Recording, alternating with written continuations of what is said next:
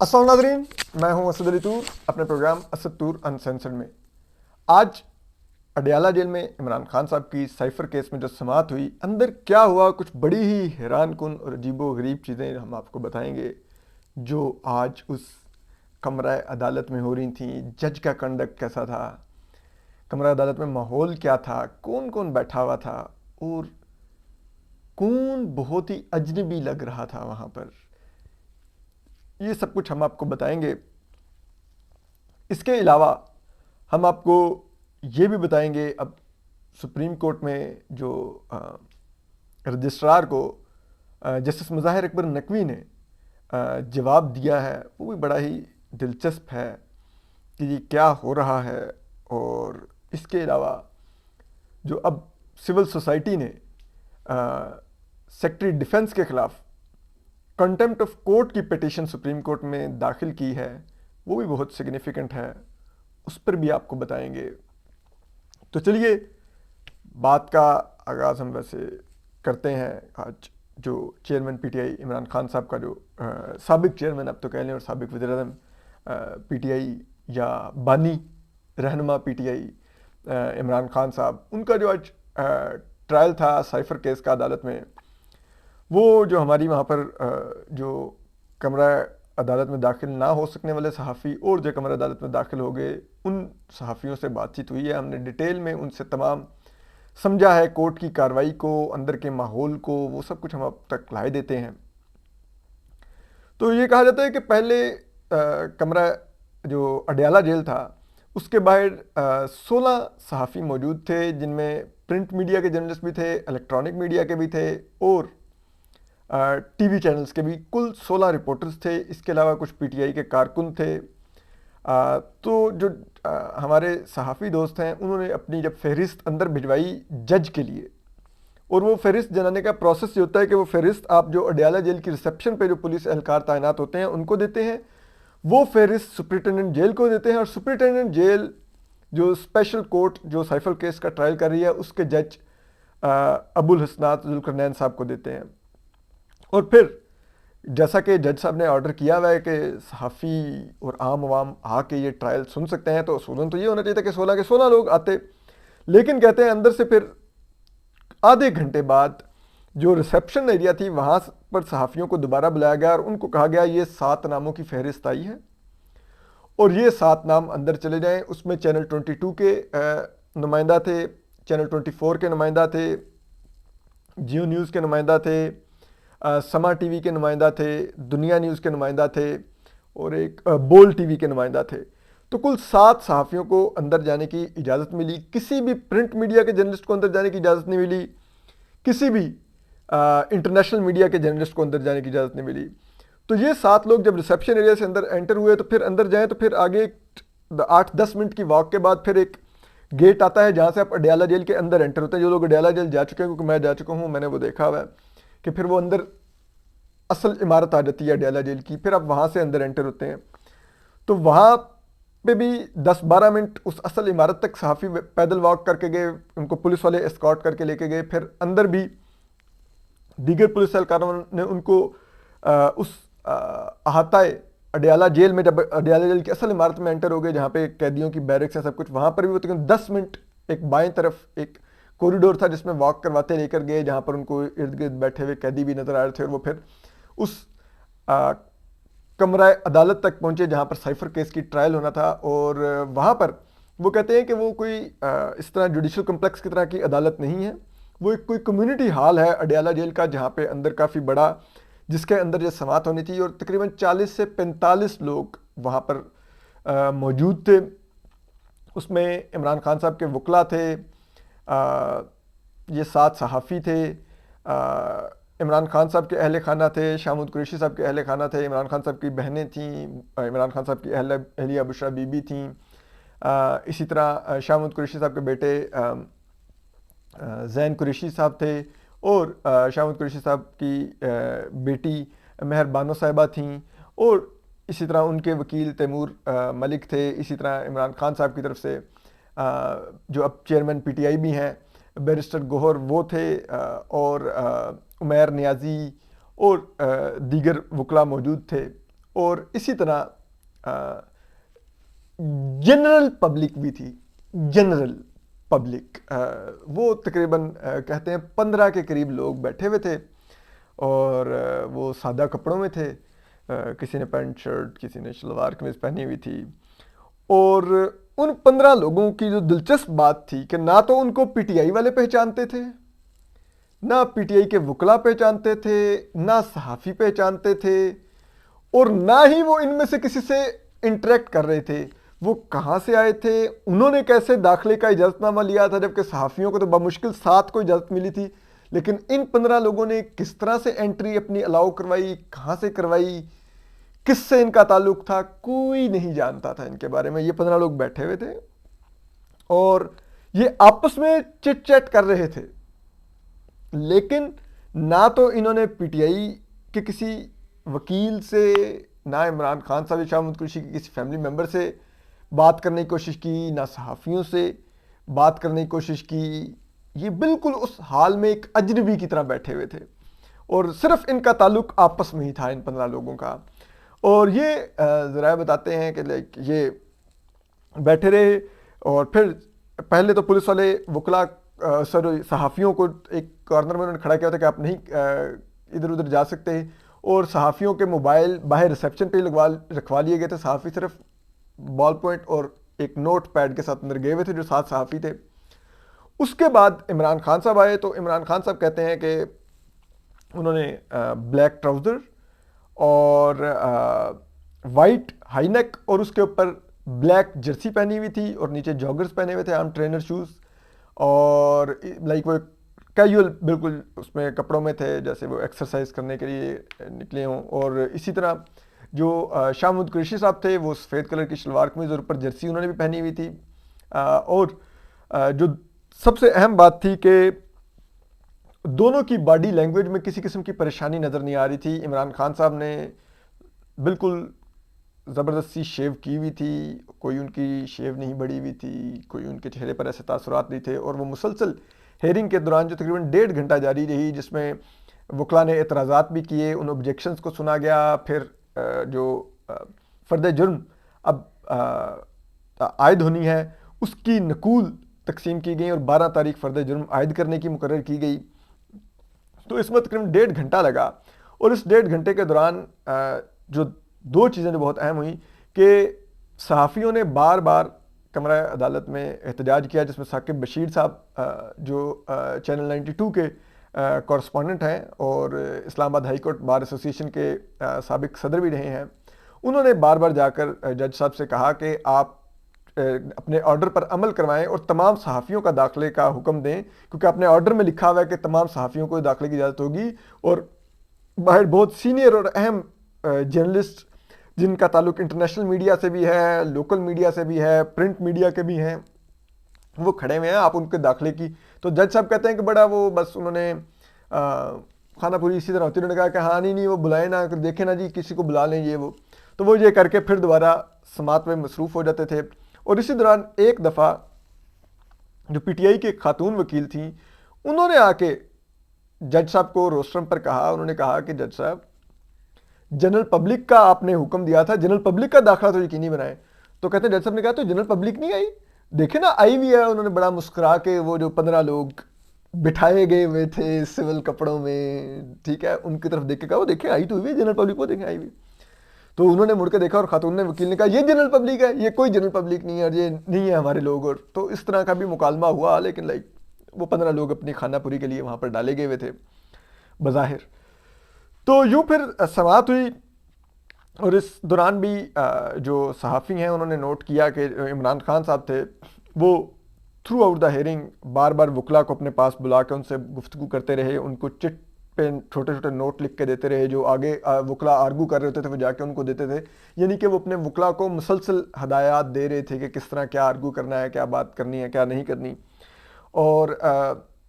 اس دوران یہ جو 15 لوگ جنرل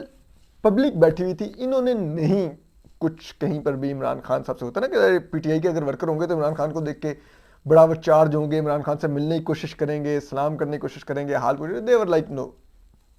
بھاڑ میں گئے عمران خان, بھاڑ میں گئے صحافی, بھاڑ میں گئی عدالت تو نہیں، لیکن ہم تو ڈیوٹی کر رہے ہیں، وہ ڈیوٹی کرتے رہے، بیٹھے رہے. اور پھر یہ ہوا کہ اس دوران جو عمران خان صاحب کی بہنیں اور عمران خان صاحب کی جو اہلیاں ہیں بشرا بی بی،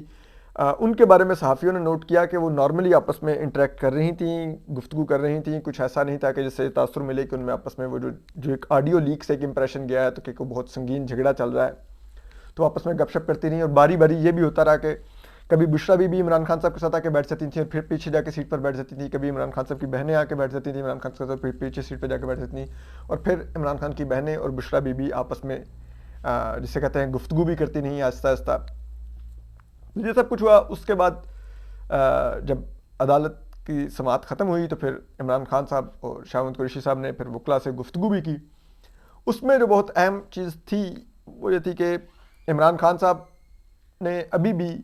اسی سائفر کو ایک ٹھہرایا کہ وہ ایک میرے خلاف سازش تھی. انہوں نے یہ بھی کہا کہ میں اب اس کیس میں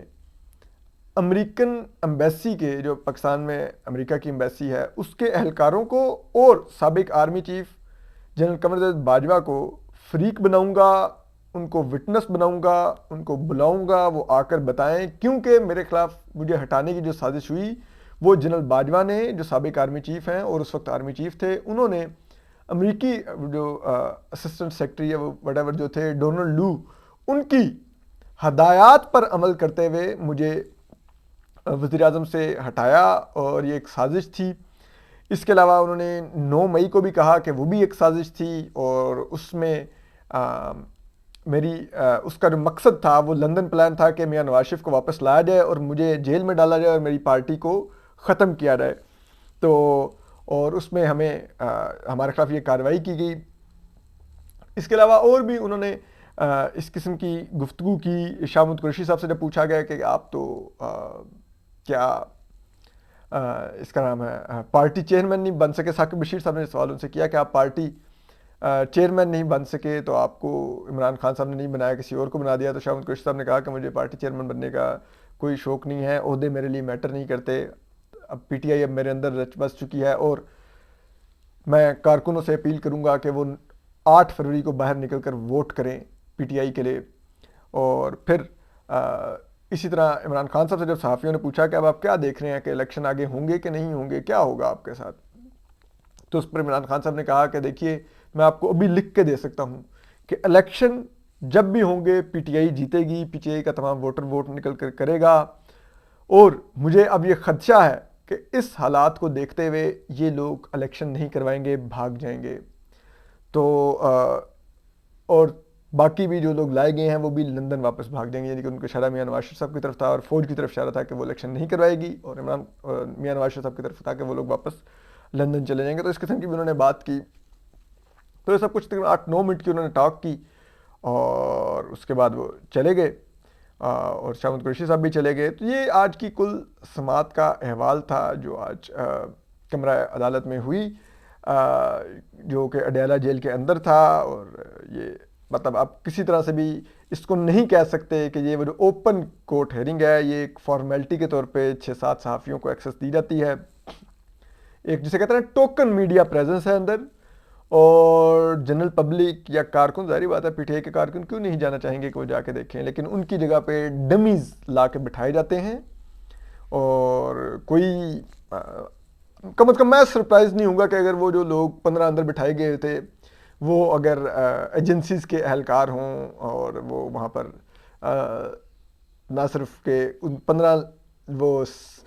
جنرل پبلک کی پریزنس کا وہ حاضری ڈال رہے ہوں، بلکہ وہ یہ بھی آبزرو کر رہے ہوں کہ عمران خان صاحب اور وکلا میں کون کیا کر رہا ہے، جج کا کیا کنڈکٹ ہے اور صحافی کیا کر رہے ہیں، تاکہ وہ اپنی رپورٹس بھی جا کے بنا سکیں. تو بہرحال یہ تو آج کمرہ عدالت میں ہوا. اس کے علاوہ جو آج سپریم کورٹ آف پاکستان میں ہوا وہ یہ ہے کہ جسٹس مظاہر اکبر نقوی صاحب نے ایک تو جب ان کو پہلا شوکاز نوٹس جاری ہوا تھا تو تب اس وقت انہوں نے سپریم جوڈیشل کونسل پر اعتراضات کرتے ہوئے آرٹیکل 184(3) کے تحت ایک پیٹیشن دائر کی تھی سپریم کورٹ آف پاکستان میں، جس میں انہوں نے 3 معزز جج صاحبان، chairman supreme judicial council chief justice Pakistan justice قاضی فائز عیسیٰ، سینئر پیونر جج سپریم کورٹ جسٹس سردار طارق مسعود اور بلوچستان ہائی کورٹ کے چیف جسٹس نعیم اختر افغان صاحب پر اعتراضات کیے تھے، اور گو کہ انہوں نے وہ آبجیکشنز واپس لے لیے سپریم جوڈیشل کونسل میں، لیکن انہوں نے وہ پٹیشن سپریم کورٹ سے ابھی تک وڈرا نہیں کی۔ اب انہوں نے ایک اور پھر پٹیشن دائر کی جس میں انہوں نے سپریم جوڈیشل کونسل نے ان کو اب جو شو کاز نوٹس دوسرا کیا، جس میں انہوں نے ان کے خلاف الزامات کو بھی اس شو کاز نوٹس کا حصہ بنایا۔ انہوں نے الزامات کو لے کر ان الزامات کے جوابات کے ساتھ ایک اور 184 تھی کی petition supreme court of Pakistan میں موو کی۔ اب ہوا یہ کہ ایک نارمل پریکٹس کے تحت تو ان پٹیشنز کو سماعت کے لیے مقرر ہو جانا چاہیے تھا۔ ہم نے ماضی میں دیکھا سابق چیف جسٹس افتخار چودھری کی پٹیشن بھی مقرر ہوئی تھی سماعت کے لیے۔ اسی طرح ہم نے یہ بھی دیکھا کہ چیف جسٹس قاضی فائز عیسیٰ صاحب بھی جب ایک جج تھے سپریم کورٹ کے صرف، تو ان کے خلاف بھی جب فوج نے ریفرنس دائر کروایا تھا جنرل فیاض حمید اور جنرل قمر زید باجوہ نے، تو انہوں نے بھی پٹیشن موو کی تھی اور وہ پھر سپریم کورٹ میں سماعت کے لیے مقرر ہو گئی تھی۔ لیکن یہاں پر ابھی تک وہ پٹیشن سماعت کے لیے مقرر نہیں ہوئی، بلکہ آج جو سب سے دلچسپ بات سامنے آئی وہ یہ ہے کہ رجسٹرار آفس نے ایک نوٹس بھیجا، ایک لیٹر بھیجا جسٹس مظاہر اکبر نقوی کو، اور ان سے پوچھا کہ کیا آپ اپنی درخواستوں کی سماعت چاہتے ہیں، ان کی پیروی کرنا چاہتے ہیں جو آپ نے آرٹیکل 184(3) کے تحت موو کر رکھی ہیں۔ تو اس پر جسٹس مظاہر اکبر نقوی نے ان کو جواب دیا اور ان کو کہا کہ آپ کا کام مجھ سے یہ پوچھنا نہیں ہے کہ میں نے اس پیروی کرنی ہے کہ نہیں، آپ کے آگے جب درخواست مقرر ہو جاتی ہے تو آپ سماعت کے لیے مقرر کریں، یہ سوالات کرنا آپ کا کام نہیں۔ اور یہ مجھے تو بڑا انوکھا لگا کہ یہ اب رجسٹرار آفس یہ بھی پوچھے گا کہ جی آپ نے درخواست دائر کیا تو آپ پیروی بھی کرنا چاہتے ہیں۔ آبویس بات ہے نا بھائی، ایک بندہ پٹیشن کرے گا تو وہ چاہتا ہے اس کی سماعت کے لیے مقرر ہو۔ اور میں پھر کہوں گا جسٹس مظاہر اکبر نقوی صاحب پر فائنینشیل مبینہ کرپشن کے سنگین الزامات ہیں، انتہائی سنگین نوعیت کے الزامات ہیں۔ ان کا کنڈکٹ ماضی کا جنرل مشرف کو ریلیف دینے سے لے کر کئی دیگر کیسز میں، چاہے وہ اس وقت وہ خط لکھا کرتے تھے کہ جی وہ آپ یہ کرپشن سے متعلقہ کیسز کے جو پروسیکیوٹرز ہیں ان کی ٹرانسفرز ہو رہی ہیں، جو انہوں نے پی ڈی ایم کے دور میں ایک لکھ دیا تھا اور بدیال صاحب نے اس پر سو موٹو بھی لے لیا تھا، یا وہ یہ الیکشن میٹر کے اندر جو کردار رہا ہو، یا محمد خان بھٹی سے جو ان کی ملاقاتیں اور چودھری پرویز سے ملاقاتیں، سب کچھ ان کا کنڈکٹ انتہائی مشکوک ہے۔ لیکن یہ فیصلہ آئین اور قانون کے مطابق شفافیت سے ہونا چاہیے۔ یہ نہیں لگنا چاہیے کہ اگر چیف جسٹس قاضی فائز عیسیٰ کے خلاف ملٹری اسٹیبلشمنٹ آئے تو ان کو تو دفاع کا موقع ملے، لیکن اگر کوئی دوسری طرف ریفرنس آئے تو اس کو دفاع کا موقع نہیں ملے گا۔ یہ تو نہیں مثال قائم ہونی چاہیے سپریم کورٹ کے اندر۔ اور بات یہ ہے کہ جسٹس مظاہر اکبر نقوی صاحب بھی ویسے سارا کچھ لکھ رہے ہیں، لیکن ایک سچ بھی تو بولیں نا، بتائیں نا کہ ان کے خلاف اگر اس ریفرنس کے پیچھے ملٹری اسٹیبلشمنٹ ہے تو کھل کے بتائیں، اور پھر اپنا ماضی بھی بتائیں کہ ان کا ملٹری اسٹیبلشمنٹ سے مبینہ طور پر کیا تعلق رہا ہے۔ جنرل مشرف کو جو انہوں نے آؤٹ آف ٹرن جا کے ریلیف دیا، کیا محرکات تھے اس کے، یہ اتنی جائیدادیں انہوں نے کیسے بنا لیں، ٹھیک ہے۔ اور بات بڑی سادہ سی ہے، یہ بات ہم صحافیوں کو بھی معلوم ہونی چاہیے، یہ بات ججز کو بھی معلوم ہونی چاہیے، یہ بات سیاستدانوں کو معلوم ہونی چاہیے کہ اگر آپ ایک دفعہ فوج کے آربٹ میں چلے جائیں تو وہ پھر اس دائرے سے آپ کو باہر نہیں نکلنے دیتے، اگر نکلیں گے تو وہ پھر آپ کو نہیں چھوڑیں گے، تو بہتر ہے کہ ان کے دائرے میں گھسے ہی نہیں، ان سے فاصلے پہ ہی رہیں۔ تو بہرحال اسی طرح اب جو تیسری چیز ہے وہ ہے کہ اب ایک اور پیٹیشن جو کنٹمپٹ کی موو ہوئی ہے وہ فیصل صدیقی ایڈوکیٹ صاحب نے موو کی ہے، اور یہ سول سوسائٹی کی طرف سے پیٹیشن ہے، اور یہ وہی سول سوسائٹی ہے جس نے ملٹری کورٹس میں سویلینز کے ٹرائل کا، جس میں پی ٹی آئی کے کارکنوں کا ٹرائل ہونے جا رہا تھا، اس کو چیلنج کر رکھا تھا۔ تو اس میں اب وہ سویلینز کا ملٹری کورٹس میں ٹرائل تو کالعدم عدم قرار دے دیا گیا، اور اسی طرح جو آرمی ایکٹ میں جو کلاز تھیں جو ملٹری کورٹس میں سویلین کے ٹرائل کو ممکن بنا سکتی تھیں، اس کو بھی کورٹ نے سیٹ اسائڈ کر دیا، سپریم کورٹ نے۔ تو اب اس کے تحت اصولاً تو یہ ہونا چاہیے تھا کہ فوج کہتی ٹھیک ہے جی، ہم نظر ثانی تو وزارت دفاع نے اور دیگر محکموں نے کی ہوئی ہے، وزارت داخلہ وغیرہ نے، لیکن اصل میں تو فوج کو چاہیے تھا کہ جتنی دیر اب سپریم کورٹ کی اپیل مقرر ہوتی ہے سماعت کے لیے، اس میں جو بھی آؤٹ کم آتی ہے، مین وائل فی الحال ہم کیس ہار چکے ہیں، تو ہم جو یہ پی ٹی آئی کے کارکن ہیں ان کو واپس سویلین عدالتوں میں بھیج دیتے ہیں، وہ سویلین اتھارٹیز کی حراست میں سویلین کورٹس میں اپنے سامنے مقدمات کا سامنا کر لیں، وہاں پہ ٹرائل جا کے شروع ہو۔ لیکن یہاں پر وہ جسے کہتے ہیں نا بس مائٹ از رائٹ، ہم تو ہمارے پاس تو بندوق ہے، تو ہم تو نہ عدالت کو مانتے ہیں، نہ ڈیموکریسی کو مانتے ہیں، نہ اس ملک کے قوانین کو مانتے ہیں، سب ہمارے بوٹ کی نوک پر، ٹھیک ہے۔ تو وہ اب پی ٹی آئی کے کارکنوں کو فوج واپس ہی نہیں کر رہی، وہ دبا کے بیٹھے ہوئے ہیں، مطلب عجیب یہ حرکت ہے۔ تو اس پر اب جو یہ سول سوسائٹی ہے انہوں نے پیٹیشن کی ہے سیکرٹری ڈیفنس کے خلاف، انہوں نے کنٹمپٹ آف کورٹ کی پیٹیشن داخل کی ہے کہ انہوں نے ابھی تک پی ٹی آئی کے کارکنوں کی واپسی ممکن نہیں بنائی اور یہ سب کچھ کیا ہوا ہے اور یہ عدالتی جو احکامات ہیں ان کی توہین کی جا رہی ہے۔ تو اب وہ دیکھتے ہیں کب وہ ٹیک اپ ہوتی ہے یہ کنٹمپٹ کی پیٹیشن بھی، اور کب یہ اپیلیں ہیں یہ بھی سماعت کے لیے مقرر ہوتی ہیں اور ایک حتمی فیصلہ آتا ہے کہ وہ سویلین کا ٹرائل فوجی عدالتوں میں ہو سکتا ہے کہ نہیں۔ تو دیکھتے ہیں اب چیف جسٹس قاضی فائز صاحب یہ معاملہ کب ٹیک اپ کرتے ہیں اور کب یہ فیصلہ ہوتا ہے، کیونکہ جتنا اس پیٹیشن کو ڈیلے کیا جائے گا، جتنا وزارت دفاع اور دیگر وزارتوں کی اپیل کو ڈیلے کیا جائے گا، تو پی ٹی آئی کے کارکنوں کے اوپر فوجی عدالتوں میں ٹرائل کی تلوار لٹکتی رہے گی، ملک میں ایک خوف کی فضا قائم رہے گی، اور یہ خوف کی فضا قائم رکھنا ملٹری اسٹیبلشمنٹ کا پروجیکٹ اس لیے ہے تاکہ وہ اگلا الیکشن انجینئر کر سکیں اور پی ٹی آئی کے کارکن اور ووٹر اور سپورٹر 8 مئی کو اس خوف سے نہ نکلیں کہ آگے ہمارے 103 لوگ فوج کی حراست میں ہیں، یہ نہ ہو ہمیں بھی حراست میں لے لیا جائے۔ پی ٹی آئی کے ٹکٹس کے لیے لوگ اپلائی نہ کریں کہ جس دن ٹکٹ کے لیے اپلائی کریں گے اگلے دن کسی مقدمے میں اٹھا لیے جائیں گے، کیونکہ 9 مئی کے مقدمات میں بہت سے نام یہ بھی ہیں کہ نامعلوم افراد نے حملہ کیا، تو وہ نامعلوم میں پھر ان کو نامزد کر دیا جائے گا۔ جیسے ویسے تو کچھ نامعلوم بہت فیورٹ ہوتے ہیں، جیسے کہ آج جو نامعلوم عمران خان صاحب کے سائفر کیس کے ٹرائل کے دوران بیٹھے ہوئے تھے۔ اپنا خیال رکھیے، اللہ حافظ۔